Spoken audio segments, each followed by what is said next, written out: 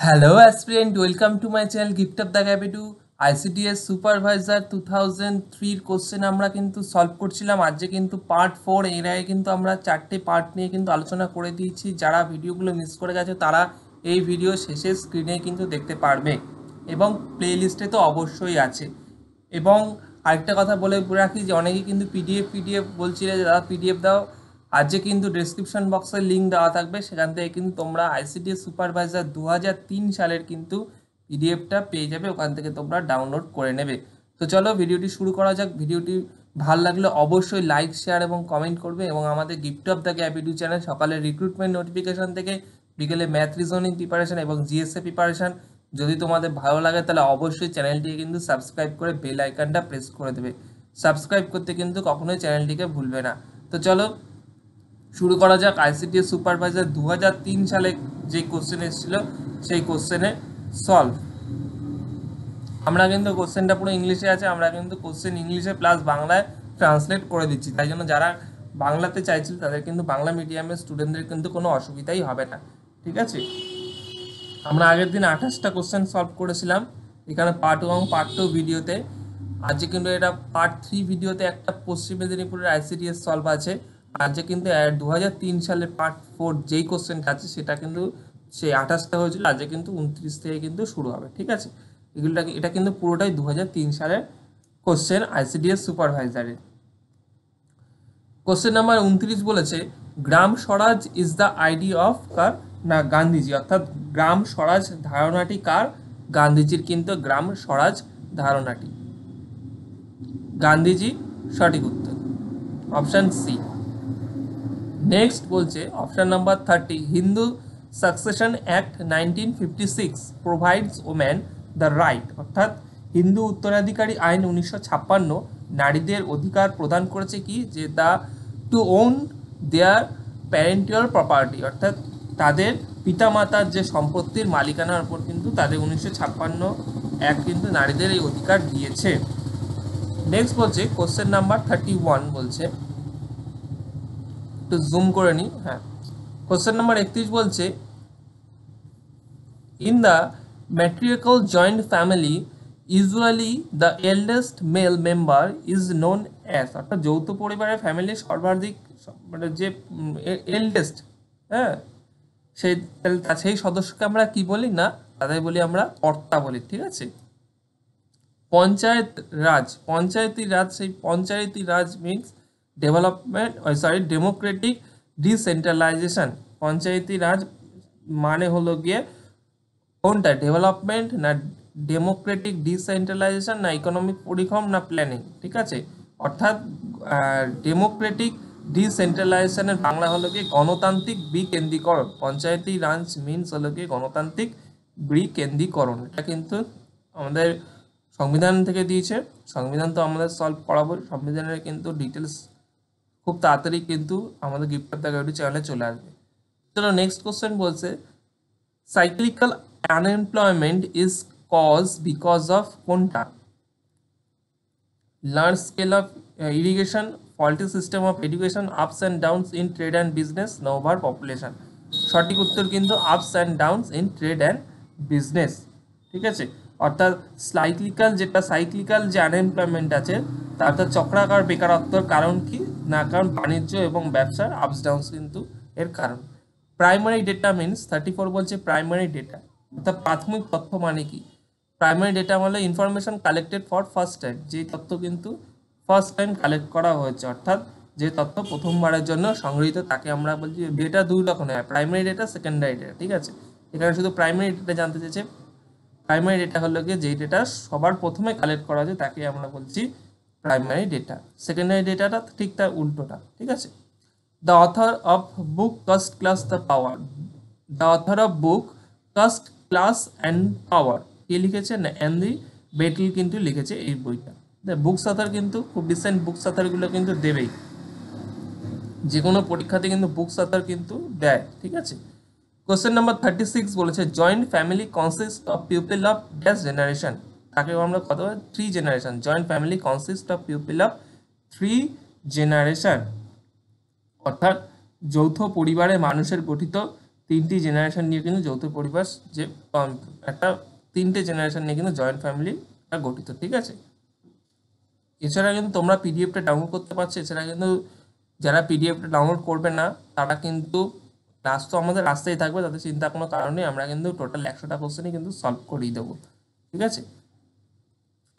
Next বলছে the gas which leaked in Bhopal gas tragedy the worst industrial accident, অর্থাৎ যে আমরা ভোপাল গ্যাস দুর্ঘটনা জানি যে যেই গ্যাস ভোপাল গ্যাস দুর্ঘটনায় নির্গত হয়েছিল সেই গ্যাসটার নাম কি না আমাদের মিথাইল আইসোটাইন, কিন্তু সেই মিথাইল আইসোনেট কিন্তু আইসোনেট মিথাইল, ঠিক আছে, আইসোসাইনেট, মিথাইল আইসোসাইনেট কিন্তু সেই গ্যাস যেটা কিনা ভোপাল দুর্ঘটনায় কিন্তু সেই গ্যাসটা নির্গত হতে প্রচুর মানুষ মারা গেছে, ঠিক আছে। Dash is responsible for cholera, cholera রোগের জন্য কোন ব্যাকটেরিয়া কিন্তু রেসপন্সিবল ফর কলেরা। বায়োলজি থেকে কিন্তু কোশ্চেন দেবেই, আমি আগেও রিপিট করেছি এখনো বলছি, বায়োলজি থেকে ভাইরাস এগুলো কিন্তু এসব কোশ্চেন কিন্তু থাকবেই। The term child labour is consider as the child working below dash year of age, অর্থাৎ 14 বছরের নিচে যারা কাজ করছে তাদের কিন্তু আমরা শিশু শ্রমিক বলছি, ঠিক আছে, 14 বছরের যারা নিচে কাজ করছে। নেক্সট কোশ্চেন বলছে question number 40, Nair matriarchal family is known as, এটা কি তারওয়াদ। এই কোশ্চেনটা একটু তোমরা দেখে নিও, এই কোশ্চেনটা আমার ঠিক এই মুহূর্তে জানা নেই, এই কোশ্চেন নাম্বার 40টা দেখে নিও। নেক্সট চলো 41 বলছে dash city has got large number of working children, কোন সিটির না বোম্বেতে কিন্তু প্রচুর সংখ্যায় কিন্তু চিলড্রেনরা কাজ করে, ঠিক আছে, বাচ্চারা কিন্তু প্রচুর সংখ্যায় কিন্তু কাজ করে, কোন সিটিতে না বোম্বেতে সবচেয়ে বেশি। The central government establish the national commission for women the year, এই যে ন্যাশনাল কমিশন এবং এইগুলো কিন্তু ওমেনদের যে কমিশনগুলো, এই কোশ্চেনগুলো কিন্তু দেখেছে 2003-এ এসছে, 2007-এও এসছে এবং 2019-এ পরীক্ষা হবে, এতেও কিন্তু আসবে। সুতরাং এই কমিশন এইগুলো কিন্তু রিলেটেড ওমেন্স রিলেটেড যে সমস্ত কমিশন বলো বা সেন্ট্রাল গভর্নমেন্ট যদি কোনো স্কিম থেকে থাকে সেগুলো তো আমরা ইন ফিউচার আমাদের গিফট অফ দ্য গেবিটি চ্যানেলে করাবোই, তাহলে কিন্তু তোমরা কিন্তু ভালো করে এগুলো কিন্তু দেখে রাখবে, কারণ এখান থেকে কিন্তু কোশ্চেন আসবেই। তা এই কোশ্চেনটা দেখো, the central government establish the national commission for women in the year of কত 1992, ঠিক আছে। সেন্ট্রাল গভর্নমেন্ট আমাদের যে সেন্ট্রাল গভর্নমেন্ট মহিলাদের জন্য ন্যাশনাল কমিশন গঠন করেছিল কত সালে, যেটা 1992 সালে। কোশ্চেন নাম্বার 43 বলছে the British political thinker dash নাম জানতে চেয়েছে gave the birth the concept of human rights, ঠিক আছে, কোন ব্রিটিশ রাজনৈতিক চিন্তাবিদ যে মানবাধিকারের ধারণা দিয়েছিলেন, জন লক কিন্তু সেই ধারণাটা দিয়েছিলেন, কোন ব্রিটিশ না John Locke, the British political thinker gave the birth to concept of human rights. Next question বলছে question number 44 dash organise the first Bhakti movement which introduce new trends in social and religious life of women in India, কে organise করেছিল, অর্থাৎ কে প্রথম ভক্তি আন্দোলনের আয়োজন করেছে যা ভারতের নারীদের সামাজিক ও ধর্মীয় জীবনে কিন্তু নতুন প্রবণতা কিন্তু চালু করেছে, না কে করেছিল না আমাদের রামানুজম, সেই রামানুজাচার্য কিন্তু স্পেলিংটা হলো গিয়ে প্রোনাউন্সিয়েশন হলো রামানুজাচার্য কিন্তু organized the first Bhakti movement which introduced new trends in social and religious life of men in India. Next 45 বলছে case study method, case study কি কোনো কিছুর উপর কেস স্টাডি মেথড ইনভলভস কি না in depth study, case study involve ins depth study, অর্থাৎ তুমি একটা ভেতরের দিকে একটা ডেপথ থেকে তুমি একটা স্টাডি করছো তখন যেটাকে বলছি আমরা কেস স্টাডি, ঠিক আছে। ড্যাশ ইজ অবজার্ভ মানে ইন্টারন্যাশনাল ওমেন্স ডে, আমরা কারেন্ট অ্যাফেয়ার্সও সলভ করেছি 8ই মার্চ, আমরা ইন্টারন্যাশনাল ওমেন্স ডে কিন্তু কবে না 8ই March, observe on international women's day. Sampling means sampling অর্থাৎ কোনো কিছু sample, selection of some unit, কিছু ইউনিটকে স্যাম্পলিং, অর্থাৎ কিছু স্যাম্পল না হয় না, এটা স্যাম্পল নিচ্ছি, ঠিক আছে, এগুলো কিন্তু একটা বেসিক কোশ্চেন। স্যাম্পলিং মিনস হলো selection of some units. Domestic violence act passed in the ইয়ার, অর্থাৎ ডোমেস্টিক ভায়োলেন্স অ্যাক্ট কত সালে পাস করা হয়েছে 2005 সালে কিন্তু ডোমেস্টিক ভায়োলেন্স অ্যাক্ট কিন্তু পাস করা হয়েছে। ওমেন্স রিলেটেড কিন্তু কোশ্চেন এসছে দেখতেই পাচ্ছে এবং 2019 সালেও কিন্তু এরকম কোশ্চেন দেবেই। তার domestic violence act was passed in the year of 2005। Next বলছে seasonal unemployment is generally seen in dash sector. Seasonal unemployment কোথায় কোন সেক্টরে বেশি দেখা যায়? অবশ্যই কিন্তু এগ্রিকালচার। হ্যাঁ, দেখো এগ্রিকালচার সেক্টরে কিন্তু সিজনাল আনএমপ্লয়মেন্ট কিন্তু এটা কিন্তু ইকোনমির কোশ্চেন। সিজনাল আনএমপ্লয়মেন্ট তোমাদের ইকোনমিটা একটু পড়তে তাহলে কিন্তু বুঝে যাবে। ইকোনমিরও আমরা প্রচুর ভিডিও আনবো, সেখানে কিন্তু সেগুলো তখন কিন্তু ভালো করে বুঝিয়ে দেবো ডিটেলসে যে কোনটা সিজনাল কোনটা আনসিজনাল। সেই সিজনাল আনএমপ্লয়মেন্ট কোন সেক্টরে দেখা যায়? কিন্তু এগ্রিকালচার সেক্টরে কিন্তু সিজন ওয়াইজ তোমরা বুঝতেই পারছো, সেটা কিন্তু এগ্রিকালচার সেক্টরে বেশি দেখা যায়। ঠিক আছে, নেক্সট কোশ্চেন বলছে, next question number 50, atmosphere means, atmosphere মানে কি? অ্যাটমসফিয়ার মানে হলো protection blanket of gases which are surrounding the earth. Atmosphere means protection blanket of gases which are surrounding the earth.